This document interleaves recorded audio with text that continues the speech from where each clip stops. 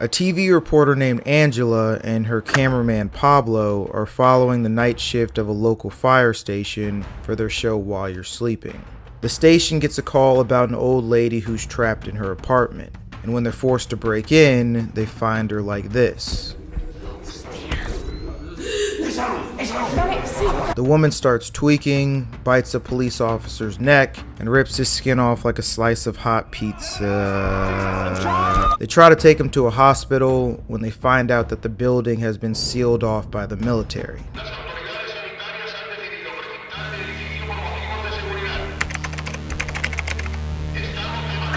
A health inspector enters the building and explains that this woman and the two men she attacked are infected with a contagious virus similar to rabies. So Angela, I sound fucking stupid, so I'm not saying it like that again. So Angela, Pablo, and the residents are forced to quarantine in the building as the virus spreads. We eventually get to a point where Angela and Pablo are the only two human survivors, and they're forced to go up to the penthouse while running away from the infected. Supposedly, this apartment has been closed up for years, but once they're inside, they find something pretty insane.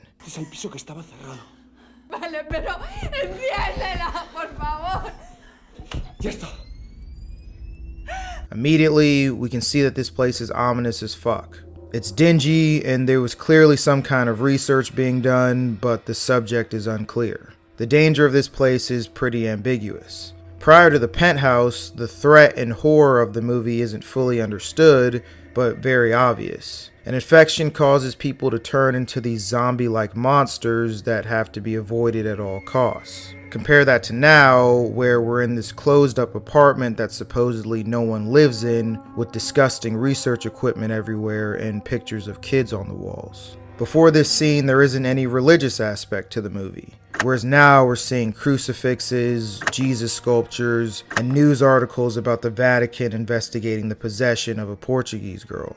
Angela and Pablo are seemingly safe from what they've been running from for most of the movie, but it feels like they're in more danger than they've ever been. The two look around and find a tape recorder that explains that the owner was an agent of the Vatican, who was trying to isolate an enzyme that was believed to be the cause of demonic possession.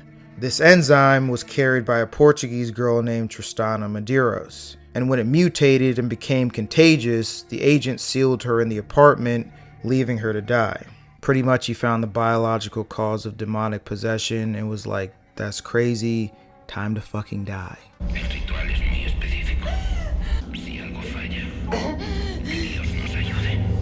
I think this is pretty creepy, not only because of the new context we're getting, but also because I feel pretty immersed in the story at this point, which is due to the found footage aspect of this movie being really good, for lack of better words. I've said this before in other videos, but I think the point of found footage storytelling is to put you in the position of the people experiencing the horror and give you a feeling of claustrophobia. But a lot of times in these films, that doesn't really end up happening. Rec made me feel the panic and hopelessness of these characters.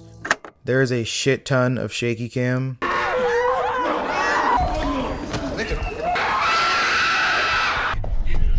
And there's often several people in the frame at close range, making it feel crowded. The characters are usually in what feels like small spaces or walking in thin hallways, and the fact that this movie is pretty much a zombie outbreak contained within a single building also adds to the claustrophobia. The use of found footage is also practical to the story. I think with movies like this, it's easy to get to a point where you wonder, why the fuck are you even recording? But here, Angela is a young reporter, so it makes sense why she would be so insistent on filming even as things get progressively crazier, and why she's even filming in the first place. As insane as this situation is, it benefits her to have everything she's seeing on tape, and she clearly believes she has an obligation as a journalist to do so. Lastly, this film just feels real, and a lot of effort was put into making it feel this way. Angela is played by a real TV presenter, most of the firefighters are real, and it's shot in a real building. Many of the scenes were improvised, and the actors were never given the entire script at one time. So stuff like this was completely unexpected and led to genuine reactions.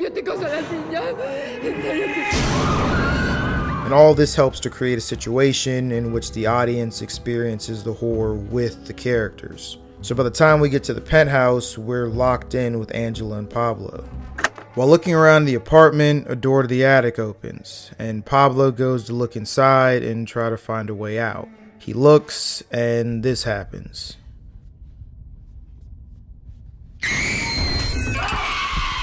I think this movie does a good job at creating ethical jump scares. Like, they never feel cheap and make sense within the flow of the movie based on where the plot is going or the dialogue that we're getting. Earlier in the scene, we heard banging coming from the ceiling, so we knew something was in the attic. But I also don't think it's unreasonable for Pablo to look for an escape up here, given how extreme the situation is. The infected kid breaks the camera light, forcing Pablo to turn on the night vision. Vale, ya está, puedo verte. This was actually shot in complete darkness using an infrared camera, so the actors really couldn't see anything and didn't know what was happening. And for the viewer, the night vision of course helps to build suspense and anticipation due to the limited visibility. I think night vision also just generally makes things look creepier. They look for a way out, but end up coming across this. A tall and slender Tristana Medeiros, still alive after being sealed in this room by the Vatican agent. I like how subtle this is and how we're given the context for it earlier through the news articles and tape recording. Tristana walks around the penthouse with a hammer, and we get our first clear look at her. She's blind, looks sickly, and oh my fucking god. And the darkness works well with her not being able to see because neither can Angela. And Pablo can, but it's limited. So the only advantage they have is severely diminished, and you get a scene like the one in Don't Breathe. They try to walk past Tristana, but she hears them, and this happens.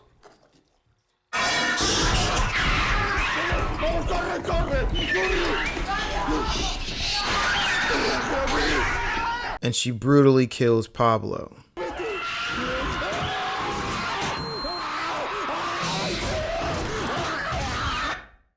It's pure chaos, and the shaky cam, night vision, and lack of a score make it more unsettling. Seeing Pablo's point of view while he's being beaten to death and the audio cutting out is almost disorienting. And Tristana's character design with the ambiguity added from the darkness makes her look insane. Angela picks up the camera and sees Tristana eating Pablo before trying to run away and falling. And this just represents the hopelessness of this movie. Angela was likely never getting out of this building, no one was going to come save her, and in this moment all she can do is just hopelessly reach for the camera. She escaped the horde of zombies just to walk into something even more terrifying.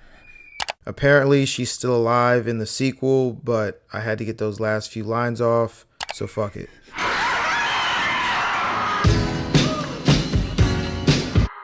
Pablo, grábalo todo. Por tu puta madre.